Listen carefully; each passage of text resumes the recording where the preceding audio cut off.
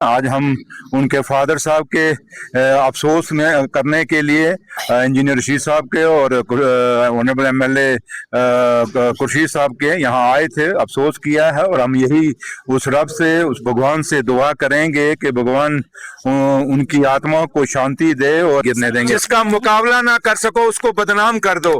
कि आप लोग आपके दिल जितने कहेंगे, आप पत्रकार लोगों के दिल कहेंगे कि सुरेंद्र चौधरी करप्ट है, उस दिन मेरे से बात करना। मेरा रब जानता है, मैं जानता हूं।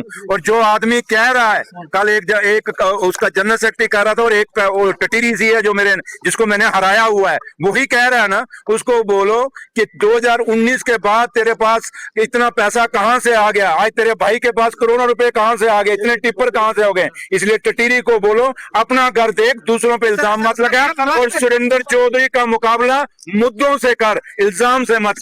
तीनों यहाँ पे आए थे अफसोस करने के लिए, क्योंकि ये एक टोटली एक पर्सनल विजिट है। कोई इनके घर पे आना हमारा पर्सनल विजिट है, इसमें कोई सियासत नहीं है। और क्योंकि सियासत के अंदर यही एक रिश्ते होते हैं जो कॉमन होते हैं, खुशी और गमी में ही हमेशा सियासतदान एक दूसरे के घरों में आते हैं। और आज उसी सिलसिले में आज हम उनके फादर साहब के अफसोस में करने के लिए इंजीनियर रशीद साहब के और ऑनरेबल एमएलए खुर्शीद साहब के यहाँ आए थे, अफसोस किया है। और हम यही उस रब से, उस भगवान से दुआ करेंगे कि भगवान उनकी आत्मा को शांति दे और परिवार को इतनी हिम्मत दे कि वो इस सदमे से बाहर निकल सकें। और जो कमी इस परिवार को आई है, वो कमी तो कभी पूरी नहीं हो सकती, बट परिवार को इतना हौसला मिले कि वो अपने इस दुख की घड़ी से बाहर निकल सकें। समझ नहीं लगते कि आप इसको नेशनल कॉन्फ्रेंस के सरकार के साथ क्यों जोड़ के देखते हैं। उमर अब्दुल्ला सरकार और खासकर नेशनल कॉन्फ्रेंस की 47 से लेकर शेर कश्मीर से लेकर कायदे-ज़ानी डॉक्टर फारूक अब्दुल्ला साहब से लेकर और आज उमर अब्दुल्ला साहब की क़यादत में जब भी सरकार नेशनल कॉन्फ्रेंस की बनी जम्मू कश्मीर में, हमेशा हमने लोगों को घर दिए हैं। आप पिछला इतिहास चले जाइए, चाहे जम्मू के अंदर हो, चाहे वो कश्मीर के अंदर हो, जम्मू कश्मीर उसमें लद्दाख में हमारे साथ होता था। जहां जहां भी हमारे लोगों के घर नहीं हुए, उन लोगों को घर दिए गए। अगर आप शेख साहब की देखें, लैंड टू टिलर पॉलिसी जो आई थी, क्या था? जिन लोगों के पास जमीनें नहीं थी, उनको जमीनें, रात को वो बिना जमीनों के थे और सुबह जब वो उठे थे उनके हाथों में हजार कनाल जमीन आई हुई थी। उसके साथ साथ आप देखें कितनी कॉलोनियां जो हैं, जो लोगों ने मकान तो बना लिए थे गलती से सरकारी रकमों पे, कितनी कॉलोनियां नेशनल कॉन्फ्रेंस की सरकार जब भी बनी, चाहे वो शेख साहब के टाइम बनी, चाहे वो कायदे-सानी डॉक्टर फारूक साहब के टाइम में बनी, चाहे उमर अब्दुल्ला साहब के टाइम बनी, वो कॉलोनियां हमने रेगुलाइज की और उन लोगों को हक दिया उन मकानों पे रहने के लिए।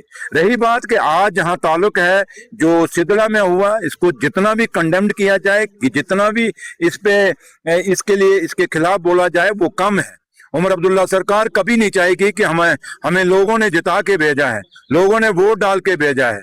चाहे वो बेशक सरकार आज नेशनल कॉन्फ्रेंस की है, लेकिन अलग अलग पार्टियों के जो एमएलए जीत के आए, वो डेमोक्रेसी के तहत जीत के आए हैं और बाबा साहब भीमराव अम्बेडकर के आइन के तहत जीत के आए हैं। तो इसलिए उमर अब्दुल्ला सरकार आज सब एमएलए को रिप्रेजेंट करती है। तो इसलिए जब ये मकान गिराएंगे, हम एक सवाल जरूर खड़ा करना चाहेंगे कि बताएं कि अगर फॉरेस्ट डिपार्टमेंट ने ये मकान गिराए तो क्या ये मकान रातों रात बने?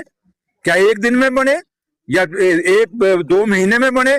इन मकानों को बनाने के लिए साल 2-2 साल बने होंगे और ये मकान इतनी आसानी से नहीं बने। लोगों ने पाई जोड़ के मकान बनाए हैं और आप एक दिन सुबह आते हैं और बुलडोजर लगाते हैं और गिरा देते हैं। लेकिन काश ये जम्मू कश्मीर आज स्टेट होता, ये जम्मू कश्मीर का अपना स्पेशल स्टेटस होता, तो हम देखते कौन मकान गिराता है। जैसे मैंने आपको शुरू में कहा कि नेशनल कॉन्फ्रेंस ने हमेशा लोगों को आशियाना दिया है, अपने उसका आजादी से लेके आज तक पिछला इतिहास देख लीजिए, एक भी एग्जांपल मुझे कोट कर दिए जहां नेशनल कॉन्फ्रेंस ने किसी का मकान गिराए हो। इसलिए नेशनल कॉन्फ्रेंस हमेशा घर बसाना चाहती है, किसी का घर उजाड़ना नहीं चाहता। और आज सबसे बड़ा दुख की बात है, चाहे वो मकान हिंदू का गिरे, चाहे वो मकान मुसलमान का गिरे, ये मकान ना हिंदू का गिरता है ना मुसलमान का गिरता है, ये मकान एक इंसान का गिरता है, वो इंसान जिसने बड़ी मुश्किल से पाई जोड़ के ये मकान बनाया होता है। इसलिए ये आज बदकिस्मती है कि कैडर हमारे पास, आईपीएस और आईएएस ऑफिसर हमारे इस सरकार के पास नहीं है। और आज और ये वही ऑफिसर फैसले कर रहे हैं अपने दफ्तरों में बैठ के, और हम इसीलिए बार बार कह रहे हैं कि दिल्ली की सरकार को कि हमें आपने वादा किया था जम्मू कश्मीर के लोगों के साथ कि जैसे ही असेंबली इलेक्शन खत्म होंगे हम स्टेट का दर्जा बहाल करेंगे, हम जम्मू कश्मीर का स्पेशल स्टेटस बहाल करेंगे। उम्मीद करेंगे वो अपना वादा निभाएंगे और हमारा स्टेट का दर्जा वो दोबारा बहाल कर जैसे ही करते हैं और जो हमारा स्पेशल स्टेटस देते हैं, हम ये गारंटी देते हैं एक मकान क्या एक कुल्ला भी हम नहीं गिरने देंगे। जिसका मुकाबला ना कर सको उसको बदनाम कर दो। कि आप लोग आपके दिल जितने कहेंगे, आप पत्रकार लोगों के दिल कहेंगे कि सुरेंद्र चौधरी करप्ट है, उस दिन मेरे से बात करना। मेरा रब जानता है, मैं जानता हूं।